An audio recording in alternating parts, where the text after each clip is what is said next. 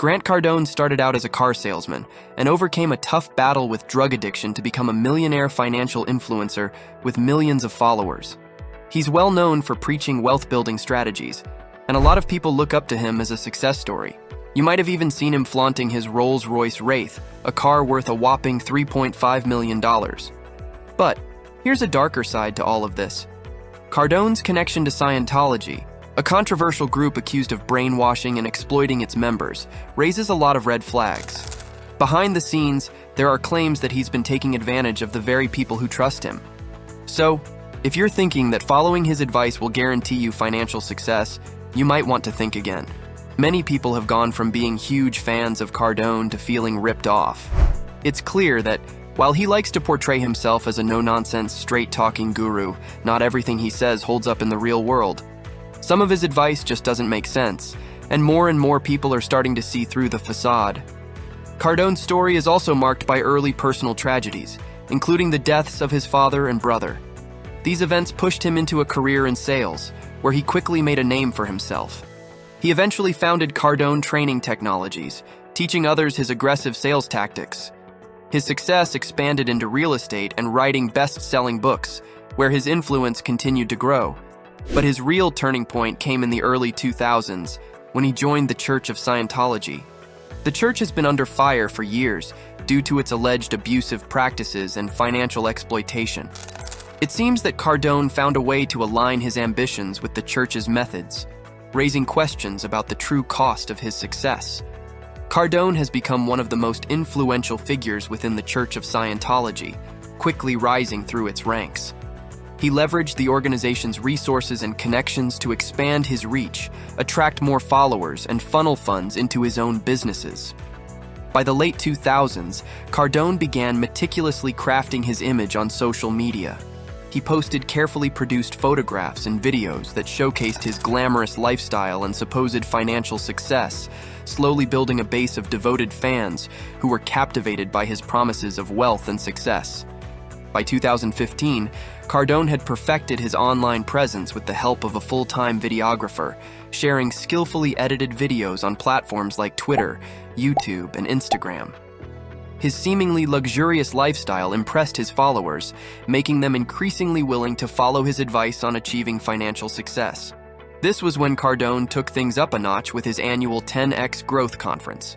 The first edition of the conference took place in 2017 in Las Vegas, attracting 2,000 attendees. With notable speakers like Daymond John, the founder of FUBU and a star on Shark Tank, Cardone's event gained credibility and boosted his brand even further. Shortly after, Cardone made a big move by launching his own real estate investment company, Cardone Capital, where he directly sold shares. Capitalizing on his growing fan base, Cardone aggressively promoted these investment opportunities, promising astronomical returns. This business model, known as syndication, isn't new. It's a well-known way for amateur and low-income investors to participate in the lucrative world of real estate. But, as with most things that sound too good to be true, not everything is as perfect as it seems. According to information published on Cardone Capital's website, the company has managed a staggering $4 billion in assets, with apartment complexes spread across the country. Cardone claims to personally oversee operations, but there's a curious detail. The pilot of his private jet, Ryan, is listed as the executive vice president of the company. That raises some eyebrows, to say the least. Starting in 2020, lawsuits began piling up against him.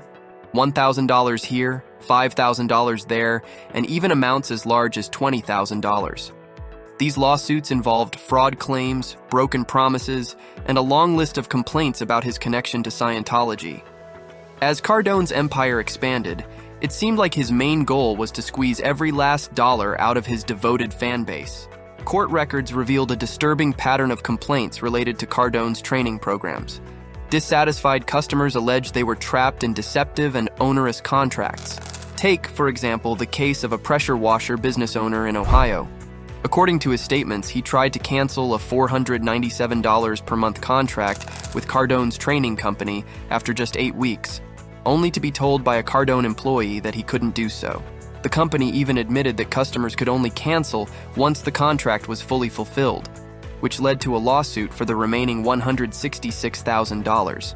Another example is Lisa Williams, the owner of a small family chiropractic business in Virginia. Williams, a Cardone enthusiast, claimed she was forced to max out her credit cards to attend his training sessions after signing a 6-year contract for $795 a month. These stories suggest that Cardone developed a business model that largely exploits his fanatical fan base, locking them into long-term contracts that are difficult to cancel or afford. Despite increasing criticism, Cardone has so far managed to avoid significant consequences. And that's just the story with his training programs. When we shift focus to Cardone Capital, things get even darker. In 2020, the company faced a class action lawsuit for fraud, breach of fiduciary duty, and unjust enrichment. The lead plaintiff was a retiree who had invested $220,000 in Cardone's real estate funds. Unfortunately, he passed away, but his daughter inherited the case. They allege that Cardone Capital was offering investments without properly registering them or making necessary disclosures. The lawsuit seeks financial compensation for damages and demands that investments with the company be annulled or terminated. Even more serious is the request for a court order prohibiting Cardone Capital from continuing its alleged fraudulent practices. Cardone, on the other hand, has denied all allegations against him and vowed to fight the lawsuit in his usual combative style. He has dismissed the plaintiffs as mere enemies trying to tarnish his reputation and sabotage his business for alternative reasons. Cardone maintains that his real estate investments are legitimate and profitable, insisting that he has always acted in the best interest of his investors. However, it remains to be seen what a judge will ultimately decide. The accusations of unethical practices against Cardone and his investment company continue to pile up. For instance, Marcus Askins from Georgia claimed in 2022 that he invested $1,000 in one of Cardone's funds, believing in his reputation as a real estate guru. But since making that investment, Askins hasn't seen a cent in returns or repayments on his initial investment. Instead, he's left wondering where his money went. The issue with Marcus Askins' investment wasn't just about money disappearing into thin air. It turns out that the checks were sent to the wrong address because Askins supposedly didn't provide the correct one. But here's the catch. Despite this, Askins insists that Cardone Capital has been able to send him plenty of advertising and marketing materials without any problem, which suggests they do have his correct information. The troubling practices at Cardone Capital don't stop there. Beyond the standard 1% management fee charged to clients, Cardone Capital also pockets another 1% of the total investment each year. On top of that, they take up to 20% of the profits as a performance fee. Many would consider these conditions to be pretty abusive, but things took a turn for the worse when a significant incident occurred about 3 years ago. According to reports, an external audit uncovered a discrepancy worth millions of dollars in one of Cardone's real estate funds. Instead of addressing the issue transparently, the situation allegedly escalated into a cover-up operation. A former executive claims that Cardone Capital hired temporary staff specifically to destroy key documentation. And the most shocking part is that Grant Cardone himself allegedly gave the order to burn the place down, meaning to destroy all the records. There's even a YouTuber named Aaron Smith Levin who has created over 50 videos exposing Cardone's practices. After digging into the company's records, Smith Levin discovered that Cardone has pocketed over $110 million by preempting his own investors in deals they thought were being negotiated on their behalf. He backed this up by obtaining internal property evaluation documents from Cardone Capital, showing that properties were being sold to investors at inflated prices, allowing Cardone to make hefty profits. On the surface, Grant Cardone seems to embody the American dream, a former drug addict and car salesman turned millionaire, author, and influencer. But the reality, as it appears, is that he's built a cult following based on lies and scams, making himself rich at the expense of many of his followers.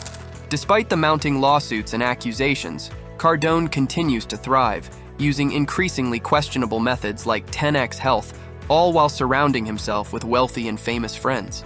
The big question is, how long can Cardone maintain this facade of success before it all comes crashing down?